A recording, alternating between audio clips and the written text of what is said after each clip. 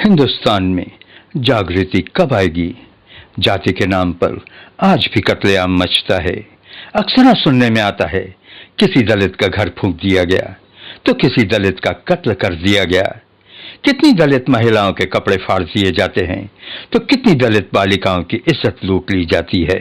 ऐसा नहीं है कि सरकार कोई एक्शन नहीं लेती है, लेकिन वह एक्शन शायद पर्याप्त नहीं है। सरकार को और भी कड़ाई से काम करना होगा और सुनिश्चित करनी होगी दलितों की सुरक्षा। आप सलाम हिंदुस्तान देख रहे हैं। उम्मीद करता हूं आप सभी अच्छे होंगे और इस सच्ची कहानी का लुत्फ उठा रहे होंगे और सामाजिक स्थिति पर विचार भी कर रहे होंगे। ये कहानी जेसी डैनियल की है। जेसी डैनियल ने ही मलयाली सिनेमा की शुरुआत की थी। अपने सपने को साकार करने के लिए उन्होंने अपना सब कुछ दांव पर लगा दिया था। ढेर सारी मेहनत, ढेर सारा पैसा और सालों साल इंतजाम करने के बाद वो अपने सपने को पूरा करने के जब करीब पहुंचे तो किस्मत की मार ने उन्हें सड़क पर लाकर खड़ा कर दिया। डैनियल ने अपने फिल्म के प्रोजेक्ट को पूरा करने के लिए अपनी जमीनें बेच दी, अपने घर को गिरवी रख दिया था और बहुत सारा कर्ज लिया। लेकिन अनजाने में उनके द्वारा लिया गया डिसीजन, उनके एक फैसले ने आगे चलकर ऐसा भयावह रूप लिया जिसका उन्होंने सपने में भी कल्पना नहीं की थी। उनके इस एक फैसले ने उनकी सालों साल की मेहनत, उनका प्रोजेक्ट डूब गया और वो पूरी तरह से बर्बाद हो गए और उन्हें अपनी बाकी की जिंदगी एक डेंटिस्ट बनकर गुजारनी पड़ी।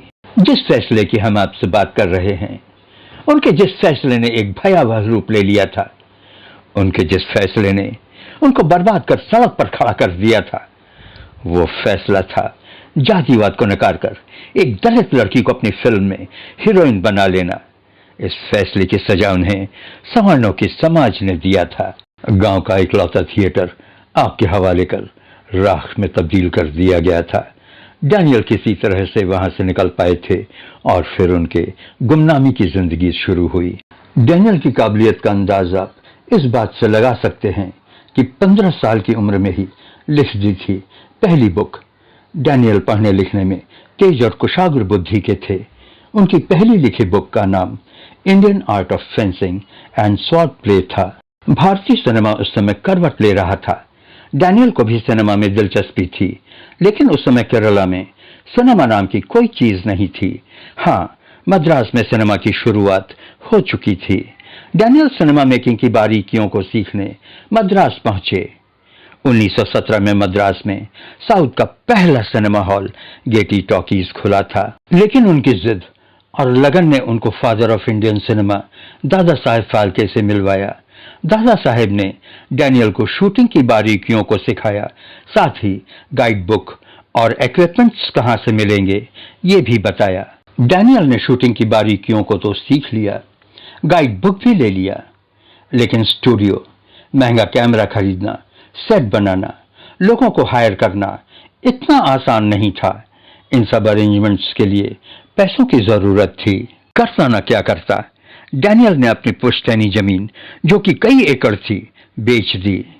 बेची जमीन से उन्हें 4 लाख रुपए मिले। उस समय के हिसाब से ये 4 लाख बहुत बड़ी रकम हुआ करती थी। इन पैसों से उन्होंने 1926 में एक कैमरा खरीदा और केरल में the Travancore national picture studio बनाया। डैनियल अपने सपने को पूरा करने के करीब थे। स्क्रिप्टिंग के बाद उन्होंने हीरोइन की तलाश करनी शुरू की और एक एंग्लो इंडियन लड़की जो कई माइथोलॉजिकल फिल्मों में देवी का रोल कर चुकी थी को साइन किया। इस एंग्लो इंडियन लड़की का नाम मिस लाला था, जिसे 10,000 रुपयों में साइन किया गया था, लेकिन उसके काफी टिटम्मे थे। उसके फर्स्ट क्लास की टिकट की डिमांड थी, शाही पैलेस में कमरे की डिमांड थी, मोटर गाड़ी की डिमांड थी, जो पूरी न होने पर वो पैसे लेकर के भाग गई। फिल्म बनाना इतना आसान नहीं, ये जेसी डैनियल अच्छी तरह से समझ चुके थे। हीरोइन के भागने पर डैनियल निराश हो गए थे। तभी उनकी रोजम्मा नाम की एक लड़की से सामना हुआ। रोजम्मा गांव में ही नाटक किया करती थी। रोज के 5 रुपए फीस पर किसी तरह रोजम्मा और रोजम्मा के घर वाले तैयार हुए। फिल्म बननी शुरू हुई। 10 दिनों में फिल्म बनकर तैयार भी हो गई। लेकिन जब गांव वालों को पता चला कि डैनियल ने एक दलित लड़की के साथ फिल्म में काम किया है, तो कई लोगों ने उनके स्टूडियो पर पहुंचकर तोड़फोड़ किया और काफी हंगामा किया। 23 अक्टूबर 1928 को कैपिटल सिनेमा हॉल में डैनियल ने अपनी फिल्म विगता कुमारम को रिलीज करने का अनाउंसमेंट किया। डैनियल चाहते थे कि इस फिल्म के प्रीमियर पर शहर के नामी ग्रामी लोग पहुंचे, जिससे फिल्म की अच्छी पब्लिसिटी हो सके, लेकिन उच्च जाति के लोगों ने आने से इनकार कर दिया था। तमाम विरोध के बावजूद फिल्म रिलीज की गई, लेकिन वहां पर लोग भड़क उठे और स्क्रीन पर पत्थर फेंकना शुरू कर दिया। बीच में ही फिल्म को रोक दी गई और लोगों ने थिएटर में आग लगा दी। आलम यह था कि वहां पर इकट्ठा भीड़ पीके रोजी यानी कि हीरोइन की जान लेने पर आमादा हो गई। किसी तरह रोजी को बचाया गया। रोजी वहां से ऐसा भागी कि फिर वो कभी भी अपने गांव लौट कर नहीं आई।